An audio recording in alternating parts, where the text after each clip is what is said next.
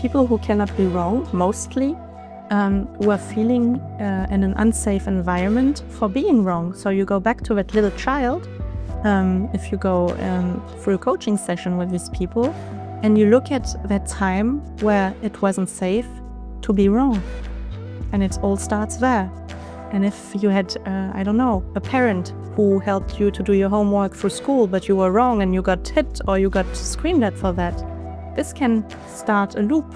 It's because these sensations that came to life through these feelings, that came to life through these thoughts, have not been felt because it's uncomfortable.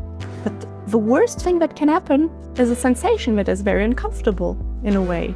So when you move past this and you don't associate with the story, it bursts like a bubble after 90 seconds. This is scientifically proven, which is magic. And if it remains in the body, it's because you keep it in a loop and you think about it. So you don't feel it, you think about feeling it. It is something exterior of yourself, that is, you give it your attention, so you give it your energy. And does it make you grow? I don't think so. It doesn't support your evolution. It can support you with knowledge when you put consciousness on what you consume. But consumption without awareness is just giving away your power. Hello and welcome to another episode of the Awareness Club podcast.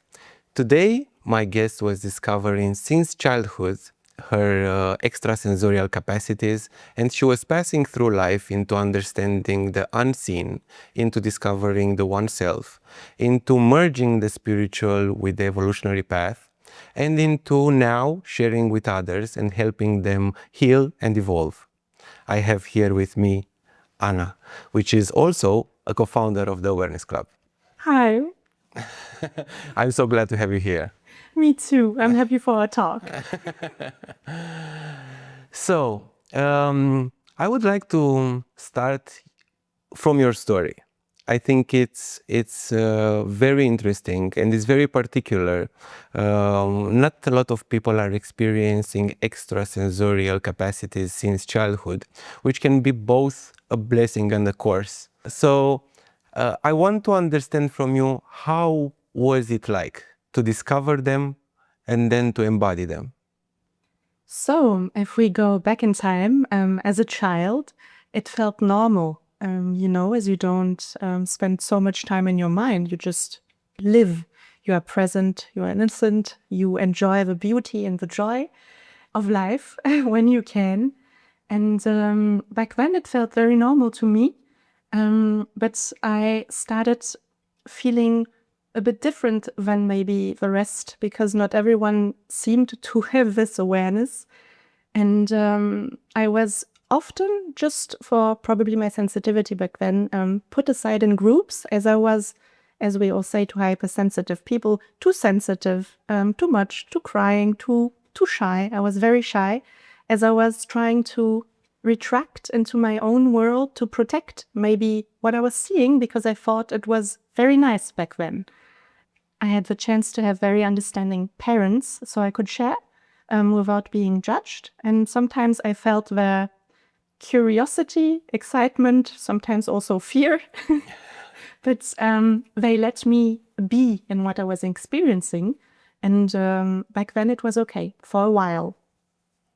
But you were speaking with them and you were telling them things that you see and they were not seeing? This is how it started? This is how it started, but for me it was I was sure that they were seeing as well, that they were feeling and experiencing the same things as I was, but absolutely not. Absolutely not. But they were very interested because I'm very sensitive to the energy of some places as well. And sometimes, and I shared with them, what happened here? Who burned? Or this kind of very specific things. And they were like, I don't feel well in that space, but I don't know why. And I was like, it looks like 10 people have burned here on a bûcher. And this was not so nice coming from the mouth of a child. Yeah. And how was the embodiment? How was to take it all in and to assume it and to take it as a capacity for yourself and to navigating through life? Back in childhood, I didn't need to assume it, as it was just a part of who I was back then. But as I started to understand more how humans function, I was analyzing a lot, being shy in my little corner, as I was asking myself, why am I this way? And why are other children not like me? I felt very different, like an extraterrestrial being for a long while. And I got bullied a lot as well. For my German origins, I was growing up in France, and on the countryside it was not very well seen to have something like that because they were referring to the last war and these kind of things. I tried to shut down who I was, and especially the sensitivity, as I thought it was bad and this made me different, and being different is bad. This is what I thought. This was my thought process as a child growing up. And it took a long time until you made peace with it? Oof, very long time. Years. Years, accidents, illnesses, slaps from world and life, to finally integrate and accept that it is a part of me. It's not who I am, but it's a part of how I navigate. And it's actually a part that helps me to help others, which is very good. Exactly, this is where I wanted to arrive. Yeah. So on this path, you helped others, and it was a big impact for what you could bring to them? I don't know if it was a big impact, but it had impact on people in a certain way. I don't think it came from me. I think I just set up the space for example, specific healing, and by healed, I'm not... But since you were a kid? Yes. Yes. And how are you doing this? How are you creating the space? And what was you transmitting? I think I was transmitting truth, my truth, that was just coming through me. I was speaking without thinking or judging whatever I was thinking. So I was delivering a certain message in a way for people because I felt like, oh yeah, that's very interesting. I think you need to hear this. I don't know why, but bloop. So is this a sort of channeling? Oh, I don't know. What would you define as channeling? I think you should define it for us. I think channeling is such a woo-woo word. It's more like embodying the truth that is present in a certain energy. If that makes sense. Yes, Okay. perfect. Very, very crisp, very sharp. So it wasn't this. I think this is what I was doing. But yeah, so if we put that label on it, channeling, it might be channeling, but only in specific situations. It was not people coming to me, channel, do this, or this blocks me entirely. It's more like, oh, I feel an inspiration to tell you this. This might help you. And often you see the color leaving the face of the people being like, oh, how? I don't know. But you were able to manage all this, or they were appearing out of nowhere? Oh, appearing out of nowhere. No control? Absolutely no control. No, absolutely not. And this was very scary in my younger years. I was being very afraid. Sometimes I thought at first, do I have a mental illness? Is it a psychosis? What is it? I don't understand, because I wasn't reading.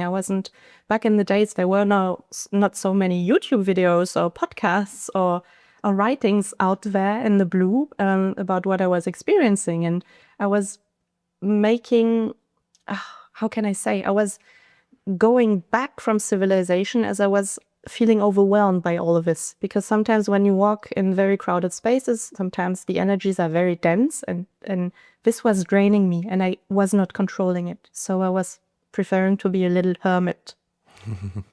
And how it becomes step by step to embody, to assume it, and to become a positive thing for you?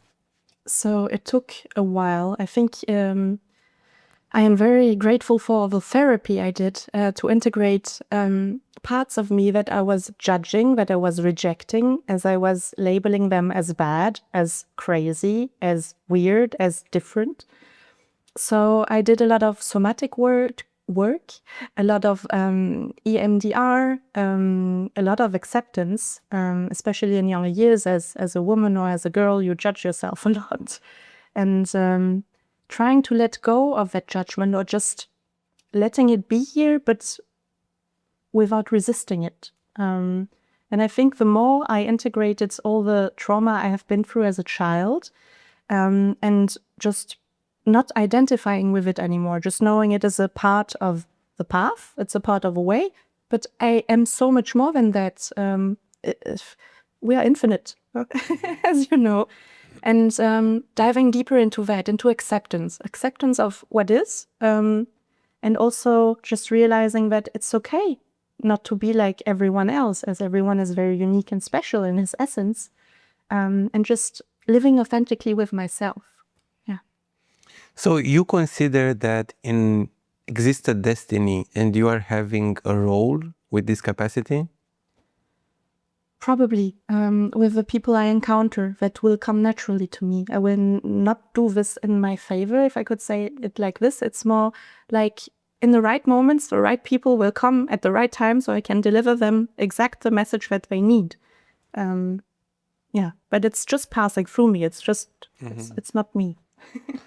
So for people that don't understand much of what you are saying, because it's a completely different world and a dimension that they're not experiencing, and sometimes can sound very extreme for some people. So how would you define the structure? What are you accessing? I have absolutely no idea. Yeah.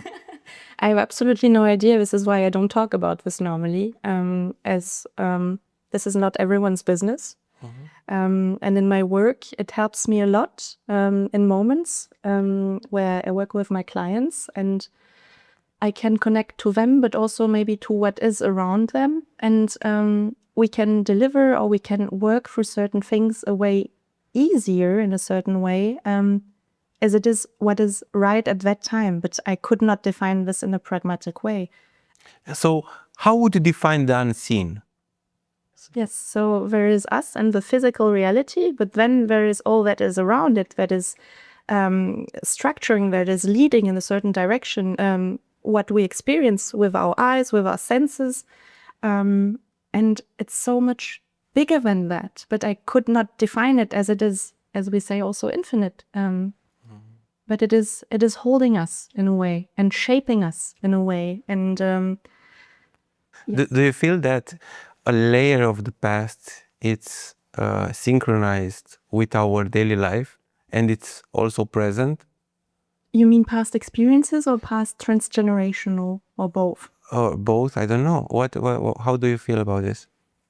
I would say yes, because there are a lot of things that we don't see, but that are also proven in epigenetics. When you see some genes that you carry are not yours, they are yours, but they are coming from grandparents, for example, and you can carry trauma for generations. So these are things you don't see, but that are still sitting in you.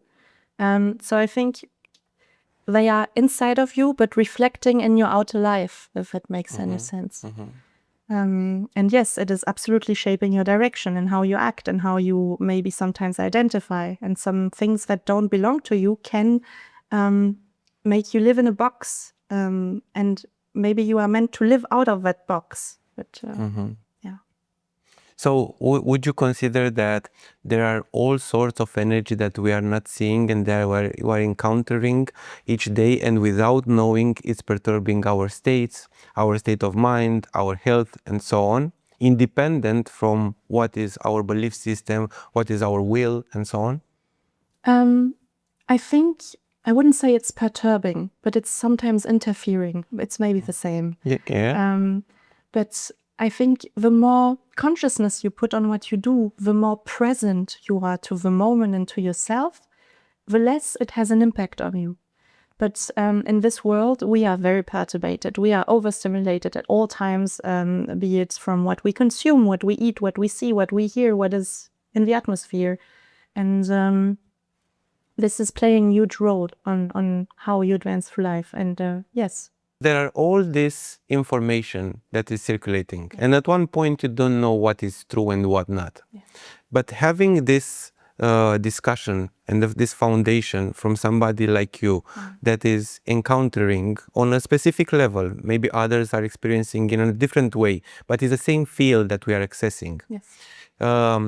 Would you say that we are living with other entities, with other energies that, for example, of the nature that are around and so on, just to give a little bit of perspective of what is true and what not. People are speaking about ghosts, people are speaking about people that are speaking with them, or they are seeing them in the dreams, and then in the daily life they are hearing some stuff. How would you place a structure for not necessarily acceptance, but for making a little bit clear from your lived perspective? I can only say what is right and wrong and the truth or not for myself. Of course. As everyone is experiencing a different reality shaped on all the invisible, but also the invisible beliefs inside. I would say the more you are connected to your intuition, to your gut, to who you are, to knowing what is your integrity, what are your values, the more you can see what resonates and what doesn't resonate. But I think you need to go through experiences and feelings and sitting with yourself in the present moment to analyze, is this true? I'm not sure, but does it matter? Does it affect my life? Or can I move past it? Because if you focus the entire time, what is true, what is not, you end up here and you end up not living from your heart, but from your mind. And is that a life you want to enjoy? I don't know. Speaking of this, when did you start the therapy you were saying earlier? On myself? Yes, in the childhood, you were saying? As I was a very shy child, I think I started therapy at 6 years old for my shyness, because I wasn't able to look people in the eyes.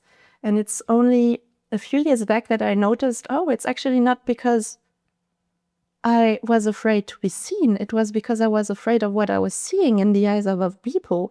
Because as we say, the eyes are the mirror to the soul. Today it's a bit different with what is happening, but I was afraid to see other people for who they maybe are, or maybe who they aren't. Therapy is a big word, and it's mostly used for adults. What is the impact of working and doing therapy with kids from your own experience as receiving it? I had a space where I could talk about how I was feeling without being judged, without being afraid of what I have to hold back and what to say. And I remember she was a lady, and her name was Chiara back then. And I felt like I was normal just through being in her space, and it was okay to be me. So I think the integration to accept who you are in the space with an adult helped me a lot to feel just maybe 1 hour a week that it is okay to experience what I experience, because I can share it and it is not welcomed with judgment. And I remember also that she wrote me down some affirmations that it is okay to be me, that it is okay to be shy, but that it is okay to ask questions to reassure myself. And this helped me a lot as a child, because I was always looking in my pocket when I was afraid, and I was reading that paper and I was like, I can ask questions. It's okay for me to ask questions, so it's okay to be me. So yeah. Wow. So would you recommend for people to encourage to give their kids to therapy?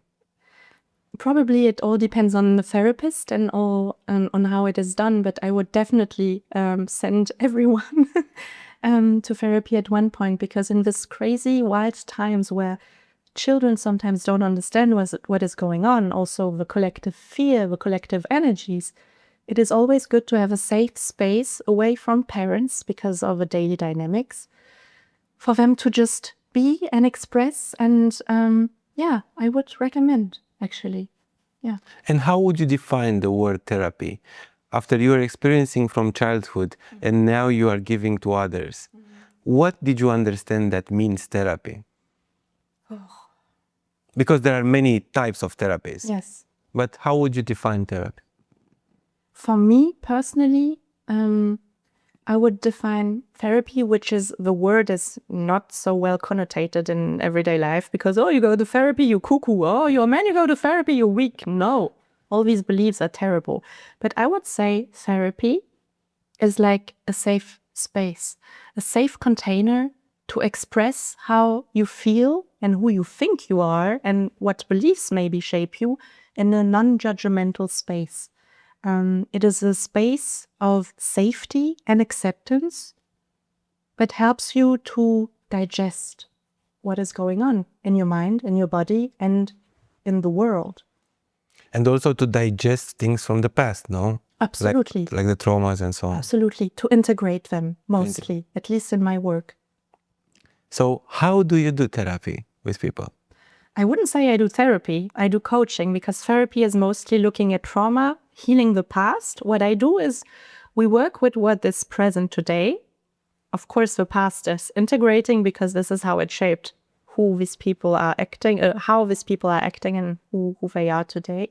But we also work on behavioral aspects. This means the present and the steps they take can shape their future. This is why we label it mostly as coaching and less therapy, because we don't need to know what happened. We just need to feel it in the body as it has an energetic charge, and as soon as it is felt, it can be integrated. And then from that place of integration, you can move forward and move differently. So the approach is based on the body, not on the conscious mind. Or it starts there and then you arrive to the consciousness as well? I would say it's a mixed approach, as it has different levels. You start in the mind, because we are mostly all in the mind today. We tell stories, we can talk about feelings, but I think thoughts create feelings, and feelings create sensations in your body. So it starts with the thoughts. We start in the mental mind, but then it is only 5% of what is happening in our perception. And I would say the body is the embodiment, it's the awareness, and it's maybe also the unconscious, because it holds things that you're not thinking about. And if you deal with only 5% here, and you wonder, why is nothing happening in my life? I talked about it, I thought about it.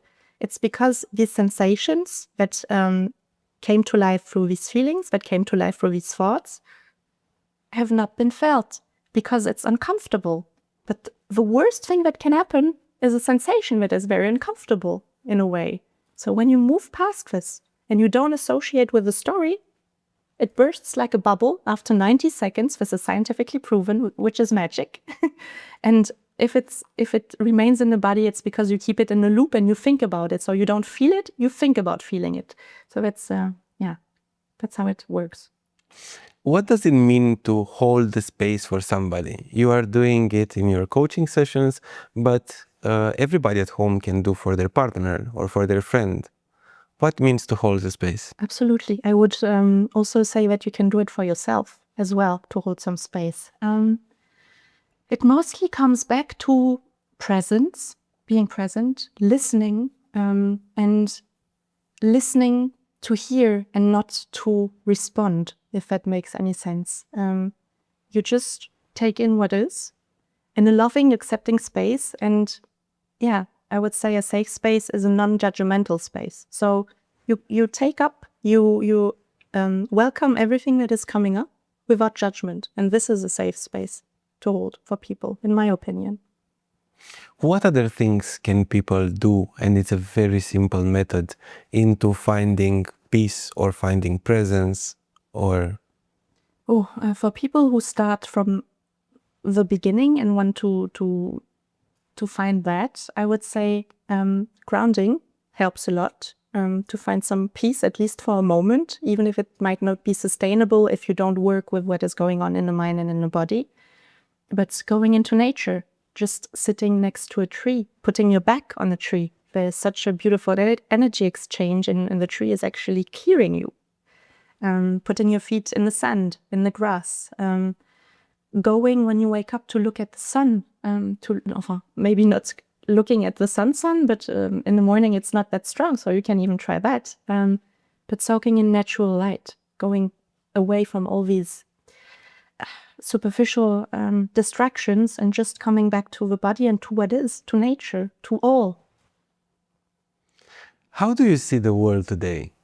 With all the chaos, with the disruptive technologies, with the openness towards coaching, towards therapy, towards trying something new that is outside the digital world that was a hype starting from the 2000s. How do you see it today in terms of advantages and disadvantages of what we can embody more or take in more, and of what to take care of letting go or stepping aside of? Wow, that's a very broad question. I would start with what you need to take care of. You need to take care of your energy. Today, more than ever, because it's a currency you have and it is not infinite. And I would start with taking care of your soul, taking care of your vessel, which is your body, taking care of your home, of your family, of your friends and the ones you love. And first focusing on planting and growing that garden. As these times, this world is crazy, in my opinion, right now. The world is going cuckoo. It's very chaotic, and I see it. If you don't ground, me myself, I can panic easily. We spoke about it a while ago, but it's a very fearful-based system, and you need to focus on joy. You need to focus on inner peace, even if there is no joy, and coming back to your center for navigating these times, as it is so much. There is war. There is, I cannot say that word because we will get censored, but things that are done to children, and all these things. I wouldn't start focusing on that. We need to know that it is happening and be aware of it, because we are not living in a beautiful world. The world is beautiful where you plant your garden and you take care of it. But I would say we have all the chances, and it is a very good time to be alive. And I think we all have a mission or a reason to be present here today, because we wouldn't be in another way. But these times are crazy, so I hold on to my seat. I know that you are working with various people and of very different ages. Yes. How do you feel the young generation and our generation and the older generation? What I see and what broke my heart for a while was what happened to very young people during the pandemic. There is a lot of loneliness being felt amongst young people as they are glued to their phones or watches or computers or anything, as we used to be, because it's nice, it's cool, but I don't think they experience that human connection that we had the chance to go through while growing up. Children, it's okay, in my opinion, because they went for school with masks, you didn't see expressions, but children are malleable. They are sponges and they can adapt. But younger adults that were maybe 14, 15 during the pandemic, up to 20, and lived these times of when you feel you need a group of connection away from your family because you are finding yourself as a very young child, or it's still a teenager as young, I think it did a lot of damage. And there's an epidemic of loneliness, of people being in their shells and not opening up anymore. The warmth is missing, the humanity is missing, because it's very difficult for them to connect to one another. Because in these years where you normally experience, I'm growing up, I'm leaving the nest, I am finally building network and connection, this was very bad. So these people need a lot of support, in my opinion. But this can be switched as being an opportunity for them? Did you saw this in your cases? An opportunity maybe to discover their own inner world, but as they are connected a lot to social media, you often don't take time with yourself. You sit by yourself, but you are out of yourself. You are giving all your attention, all your energy to things outside of yourself. And as you feel lonely, you can fall very quickly into some ideologies because, this resonates with me. I have a group. I can finally adapt and I can hold on to that train, but it's exteriorizing your power. And as a very young human, you don't know what is your power, of course, because you're not being taught this in school. So it is probably a positive thing if you are in a benevolent or in a bienveillant, I'm losing that word. But if you have good intentioned people around you, yeah. But if not, it's complicated. And for the elderlies? For elderlies, the pandemic did a lot of damage as well, but they know what is connection. They know what times before the internet, before the phones being constantly reachable at all times were. And I think this was a very good advantage for them because during the pandemic, they could maybe reset and question, oh, now I have some time to breathe because I cannot go outside. What is happening with me? What is happening at home? Things that were maybe working their entire life, the comfort they were feeling was maybe not what they were striving for, or maybe it was, but people, I think, awakened a lot or put way more consciousness on what they do and how they are to themselves and to others during that time. So it was a very positive time in the end for these people. So I'm curious, Yes. What is an entity?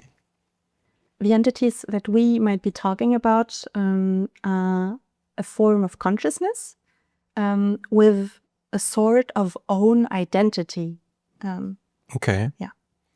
So going from here, how the entities are impacting our life and how they are associated with drugs, for example, with cigarettes, with more powerful drugs and so on.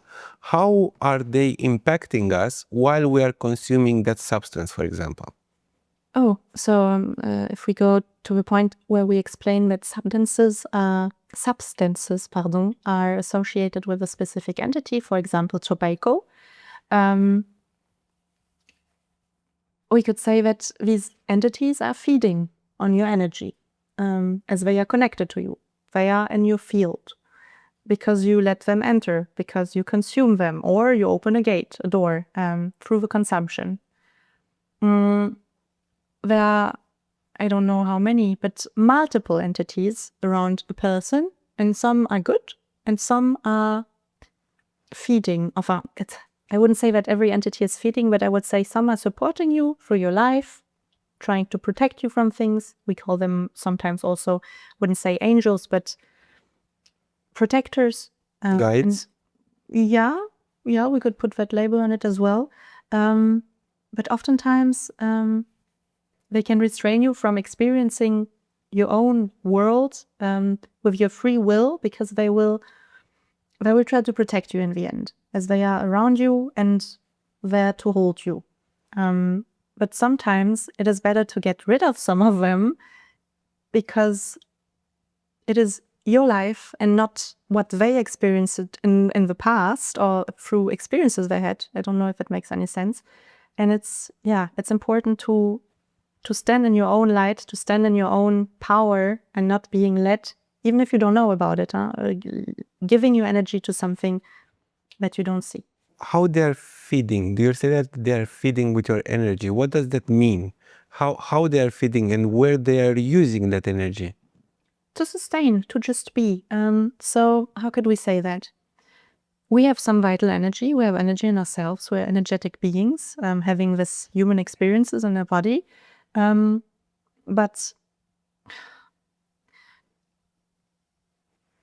energy goes where attention flows, if we can put it in this way. And for example, we give our energy to social media because of quick dopamine. So we feed, I wouldn't say social media, it's an entity? I wouldn't put it like this, but I wouldn't define it this way for myself. Absolutely. Because it is something exterior of yourself. It is, you give it your attention, so you give it your energy. And does it make you grow? I don't think so. It doesn't support your evolution. It can support you with knowledge when you put consciousness on what you consume. But consumption without awareness is just giving away your power. Okay. And so, for example, these entities that are feeding on you, you are just getting rid of them when you are stop consuming what they are. For example, tobacco, when you stop consuming tobacco, they just disappear? I wouldn't say so. I don't think so. I haven't gone through an entity training or whatever, so this might be just my humble opinion. But an entity, when it's sitting on your energy, when you have good energy, it will not leave. Because why would it leave? It's good, it's warm, it's nourishing. So sometimes you need to put more intention. For example, prayers. People who are very conscious of praying, be it to their food, be it for their protection, be it for the world, for peace, for love, whatever, are way more protected energetically in a way as people who just don't think about it, as you are aware of what is. And I would say substances, especially very strong ones, can open some fields that might never be closed again because you're connected to that entity and that one is very strong. And sometimes it can leave damage forever. Let's put it this way. Wow. Yeah. You are mentioning intention. Yes. How important is to be clear with ourselves and with the actions that we are doing and to set up intention? And how does this work? I think being intentionate or living with intention is a beautiful way to live, as you live more fully because you are present to what you experience. And I think everything you do with an intention can only be good in a way. If you put the intention to do bad things, of course not. But setting the intention, also just the intention to be protected, the intention to grow, to expand. This is such a strong thing. I don't know why, but this is what I experienced myself. I'm only speaking for myself here. But it makes life better, I think. It makes it more tasteful because you start noticing as there is an intention behind what you do. And I think especially in these times where we don't know what is right, what is left, what is behind, what is in front, it's connecting to a specific thing, the intention, and going from there. It's giving you an anchor in times of a stormy weather. It's also all these experiments with water, when you are blessing the water and you are seeing how it crystallizes and so on. And this is proven now. So it shows how putting the intention or blessing something, it really works. Yes, absolutely. This is for the scientifics and the people who are more pragmatic. It is proven. But anyways, this is also proven that everything is energy and everything is atoms in the end. So you can shape, you can protect. And the more intention you put in things, I think the more life you feel. How one can go through life into an balanced and purpose mode without losing himself, but without also losing the purpose or the ambition?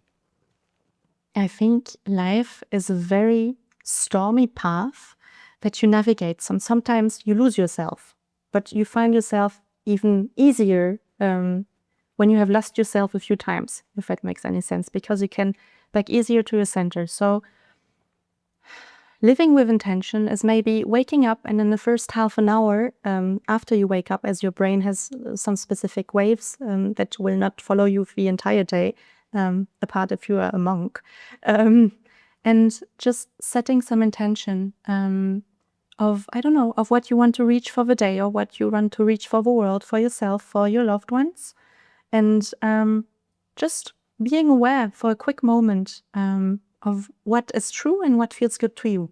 And then you let it go. And I think this already makes a very big difference to your day. People are run in the background by their belief system. Yes. How important do you think is the belief system and how it actions upon us? I would say it is very important to look at your belief system, as we are all run by beliefs that are ours, but sometimes that we carry through generations, that we get told through school, that was society, family, and that you are living from a cage of beliefs if you don't look at them and you think past them in a way. So just starting with noticing the patterns and noticing sentences that you have been told or that you said your entire life. For example, in order to make money, I need to work a lot. This is, for example, a belief. And sometimes it's limiting, as we can call it, a limiting belief, because this means that if you don't work a lot, you will not make money. So again, how we can discover them? I think introspection, taking some time with a notebook and a pen and maybe looking at a specific part of your life, be it relationships. This is a very big one for beliefs, or work or worth, and just thinking, what do I believe is true? And writing it down. And then looking at it as it wasn't you and being like, from the exterior, this sounds a bit restricting, no? And maybe moving past that. And thanking the belief for letting it, for showing up, but that life is so much broader, so much bigger than that. And the belief system is one thing, and faith is another thing. Absolutely. How important is faith now? Oof. For me, to me, faith is so important. As when you don't know what to believe anymore, you don't know what beliefs you have anymore, you sometimes don't know who you are anymore, you have that faith that you know something. And holding on to faith, in my opinion, can make you go through life in an easier way, because even for myself, I always needed to control everything, every outcome, be it driving, be it flying, be it on a train. I was very stressed out when I didn't have control on the direction. And life slapped me in some different ways for me to notice that, actually, I don't need to control, as it will happen anyway, how it's supposed to happen. And when I'm afraid, in these times, sometimes I'm scared, I go back to my center and I think to myself, look at how far you've come and look how magical life is, especially with what sometimes I feel or what I see, what I perceive, and all the gifts that were put on your way. You just need to open your eyes and see that we are so blessed every day, even if life is very hard. There's something. So that faith is the ground for expansion, in my opinion. Yeah.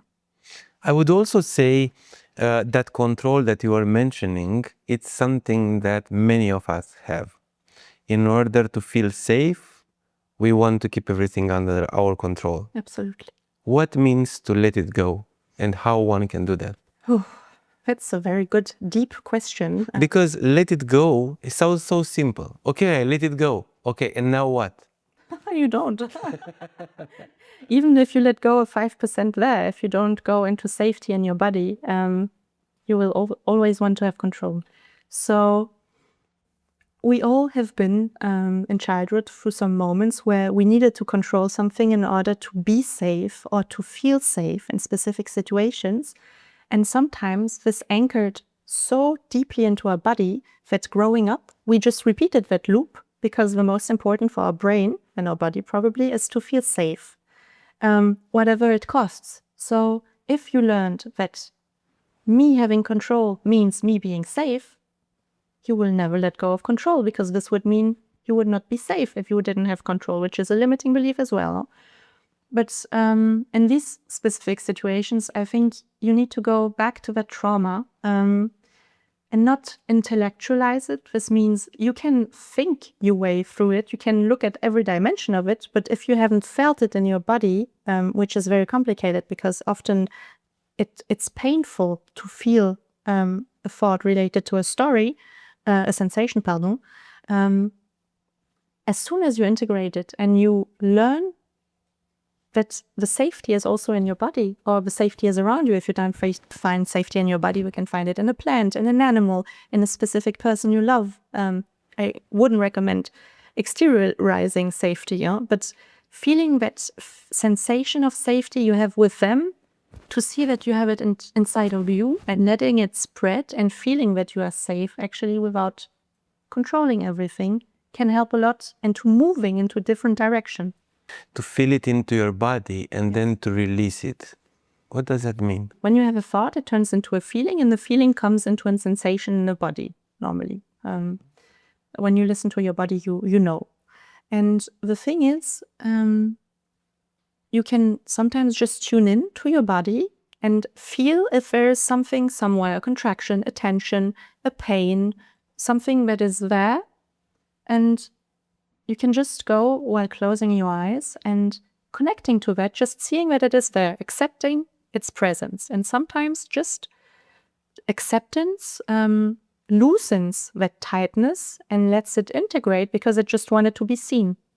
This is why it's coming up in the body. So when you feel it, it feels seen, so it releases. So it doesn't need to do like, hey, I'm pain here. I'm showing you something, but you're not looking at me, so it will be even more painful. Oh, you're still not looking, so I will slap you even more, and boom, you know? People at home can do it by themselves, or they need a coaching session, or what do they need in order to access it, to let them feel it, so it can disappear after? I think people can try at home because everyone normally can access some emotions, but if you feel like you are stuck and you have tried on your own, it's sometimes helpful to be guided. Sometimes it can only be a meditation, sometimes it can be a physical presence that holds you in that safe space.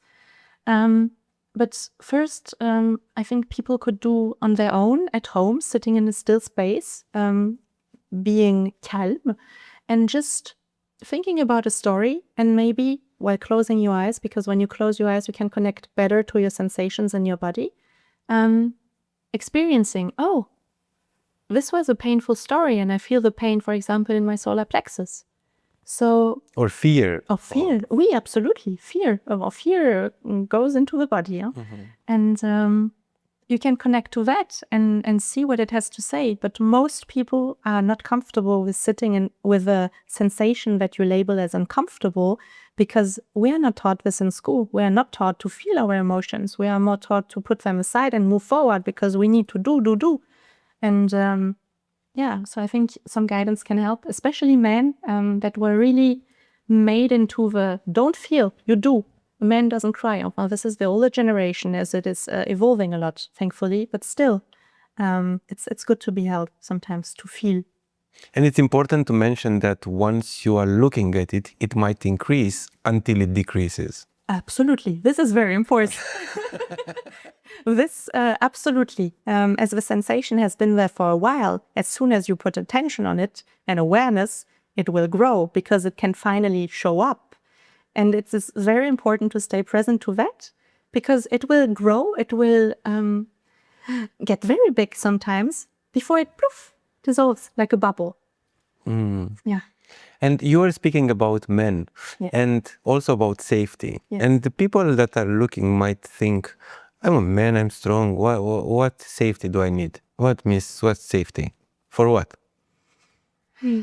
I think you need safety to regulate your nervous system, because a lot of men, a lot of humans, a lot of women, especially also in these times, are operating from a very scared nervous system that is stuck.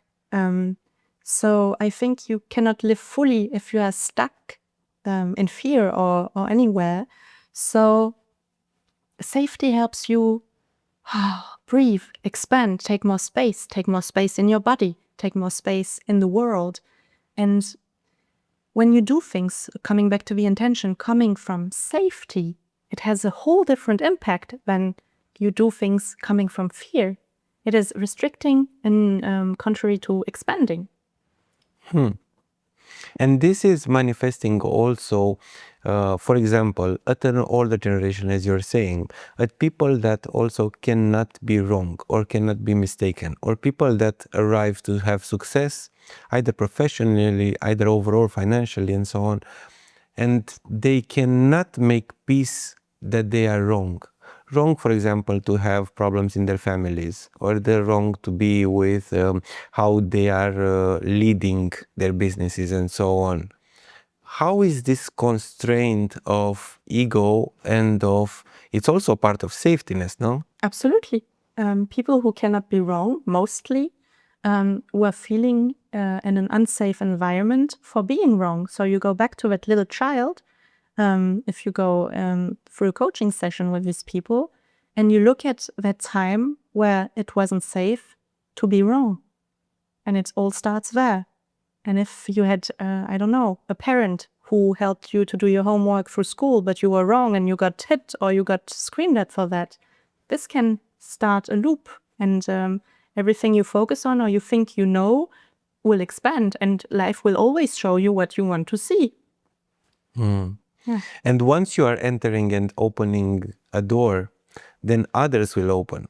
It's not only a great, easy story when we enter, for example, to see what is in our body or to pass towards understanding and healing a trauma, but then that opens door to something that we don't know.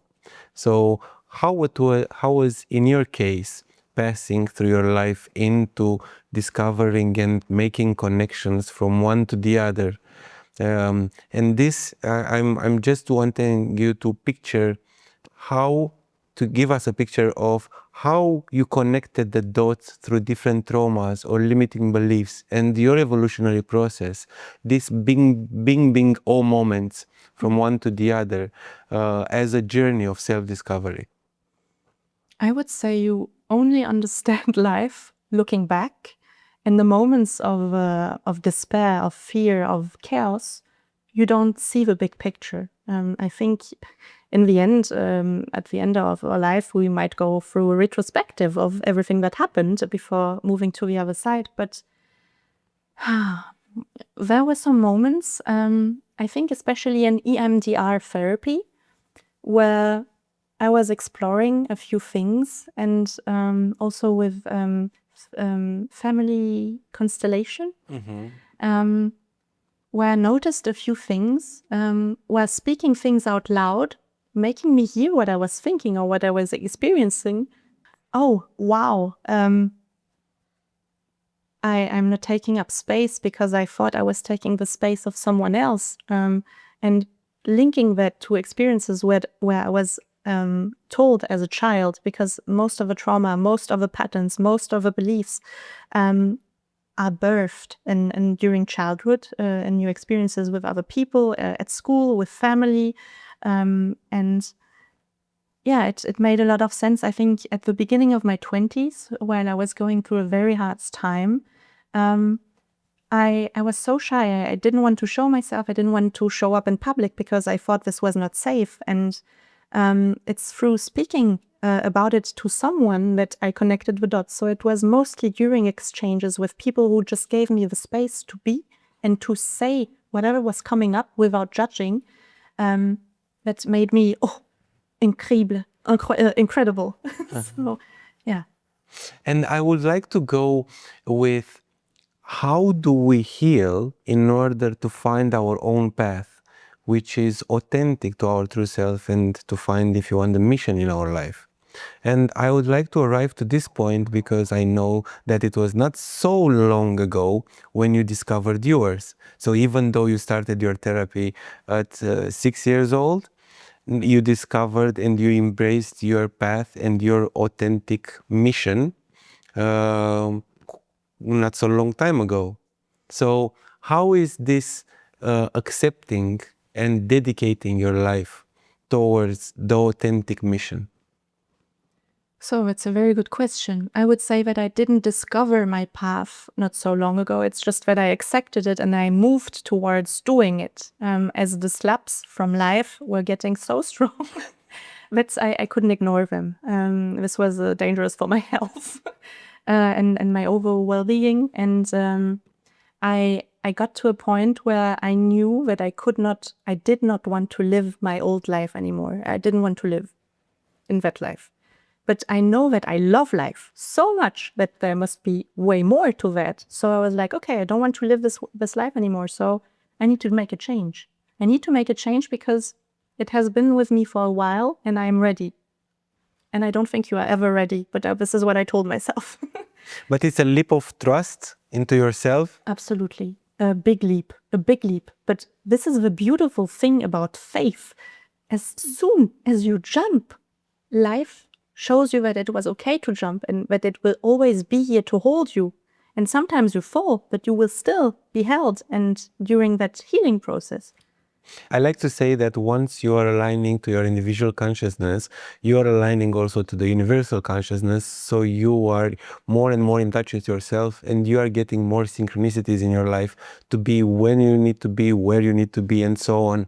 How was this transition impacting your life and how did you feel that it changed your life outside the activity itself?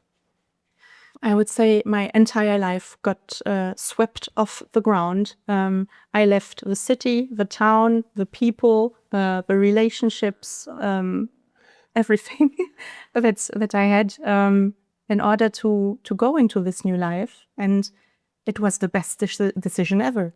I know it is very scary to leave some people behind because we have a lot of loyalty to people we know from growing up or from certain situations. But sometimes who you are in that moment doesn't resonate with how far they have come and how far you are going on your path at a certain point. And this doesn't mean that you will never meet again. But sometimes it's important to trust that the right people, the right situations, the right things will always be there for you in the right moment. I always call this the divine timing, as I experience it. And I truly believe that everyone can experience that if you just jump.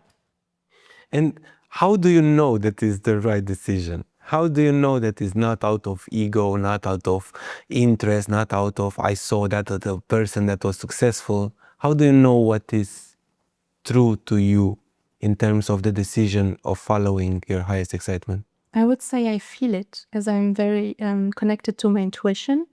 But also, I often do a bilan at the end of a few months or years, and I'm like, what are my values? Are they still the same? And what am I doing? Is it aligned with these values? And for me, it is, because I'm very strong on integrity, and as soon as I don't move with integrity, I feel it in my core and I get sick. This is me.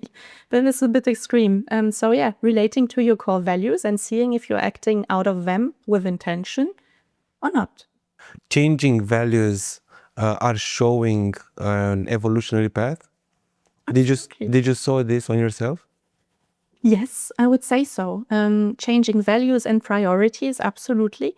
And at first I was a bit judgmental because I was like, who am I becoming? What is happening? But actually that's a big question. Who are we in the end? But yeah, it's beautiful to move because life is fluid. It is not stuck. And the only thing that is sure in life is change. Everything is temporary.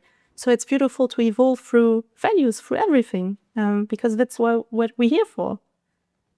What do you aim for yourself?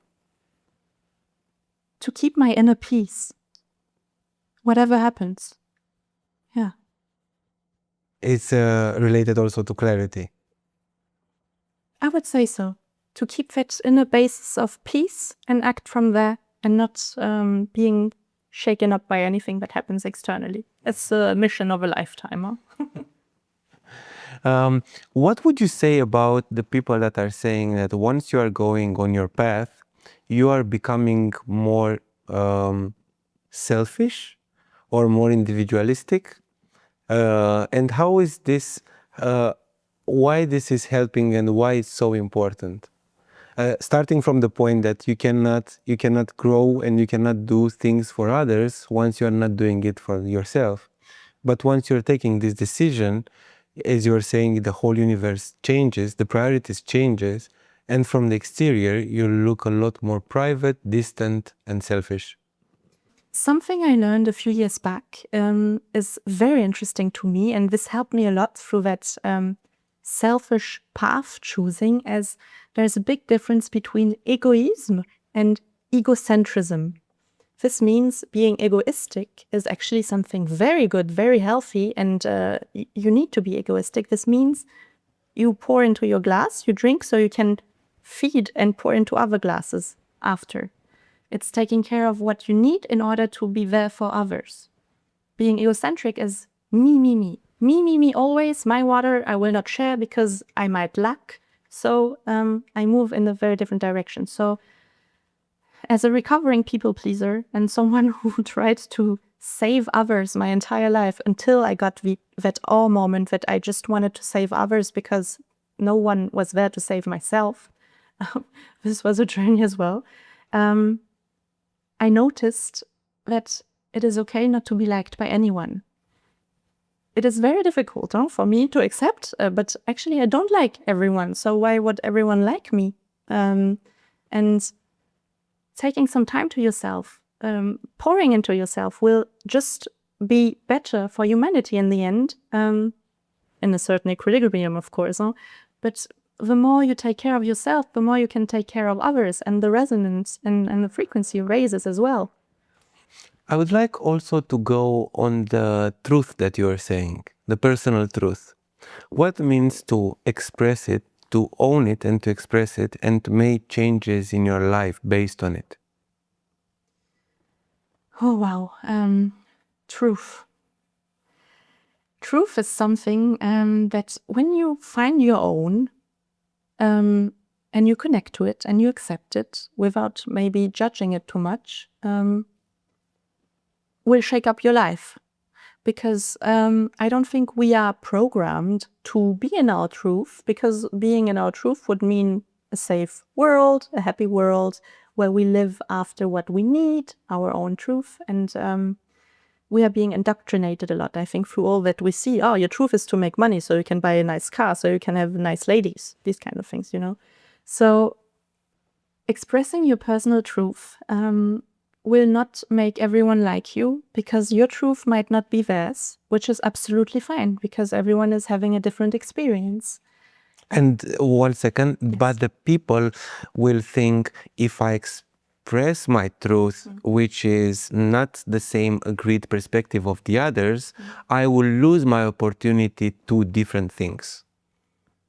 To belonging, to acting, to be accepted, to being invited, to and so on. Actually, that's such a nice thing, because if you don't resonate with their truth, or your truth doesn't resonate with theirs, be sure that you will find some other people that will take your truth as it is and involve you in theirs. So it's actually filtering. It's very scary, as when you start to become a bit more independent, or as Jung was calling this the path of individuation, you will lose a lot of comforting things and a lot of comforting connections you had for a while, because maybe you don't align anymore. And the thing is, it is okay. It's scary. It's very brave and courageous to follow your truth. But I would recommend, because life has so much more to offer. On your evolutionary path, what was the most impactful realization that you are having that changed your life? I think I would call this my birth, but not not in a baby coming out of the womb way. But I remember it being the 15th of August, 2016. So I actually am turning 10 this year. But that was a day where I had the chance to do a family constellation, and where I noticed that my entire life I had operated out of the operating system of being the parent of my parents, of needing to protect them, protect their emotions, protect their peace and their safety. And I never positioned myself as the child, as parents protect their children, and I suppose to regulate them. They do the best they can now. Sometimes it doesn't work. And while I was taking back my space of being the child and just taking that space, I finally stepped into my power. I finally stepped into my power of, I am allowed to exist. I'm allowed to be here, and I'm actually allowed to take up some space. And this was for me the biggest realization ever, because I always felt like I didn't deserve to be here, which was also related to a lot of trauma I experienced while being bullied as a child. And noticing that actually, I have my space. I have people who love me. I have my path, and I'm allowed to be here, and I will be here until the end. This was a big moment here. And I think this opens the discussion towards us wanting to help our parents as they go older and older. Yes. We want to save them. We want to show them what is better for them, and we cannot be parenting our parents. We should not, because it's not your position. But as they grow older, it seems like the inner child is coming out more. They grow younger in the mind. So yeah, there's I think it's called boundaries, to take care of where you position yourself. Of course you can support them, because it is family. Of course you can try to do all that you can in your power to to support, but it's not your job to carry them through life. And to give them space. And acceptance, because these generations of parents hadn't had the chance to exchange on these subjects, on learning, on or feeling all these things, and giving them grace and love and acceptance, even if we know that maybe it's not the best for them, trying to let go of that, because they do the best they can. We can plant seeds, but we cannot do it for them. And you were saying about boundaries. What are boundaries for a person? Oh, boundaries is the foundation of safety, in my opinion. Boundaries is how you connect to others. It's knowing yourself and knowing what you accept and what you're not. And then you can act from there. You can sort your circle, you can sort your connections. Who is trying to cross my boundaries? But the more you know yourself, the more you know your boundaries. So you can go through life without defining your boundaries? I did. It was not a nice path. As there's a saying in French, on ne marche pas sur un homme debout. You don't walk over a standing man. But when you don't have boundaries, you get stepped over, of course. It's like givers need boundaries, or people who have an open heart, because takers don't have any. So people need to stop them at some point. But it is even without intention, it is just because it is in your field, it's how you perceive others, no? Yeah, absolutely. And also for the ones that are takers, Yes. is the same. It's an unconscious process in which you get roles, like in everything else. We have roles, no? Absolutely. It's unconscious mostly. Huh? People don't take with intention, but they were told sometimes in childhood, mostly, that there was a lack, so they needed to take in order to feel safe again. What do you think it's your role, all your roles that you discovered for yourself in life?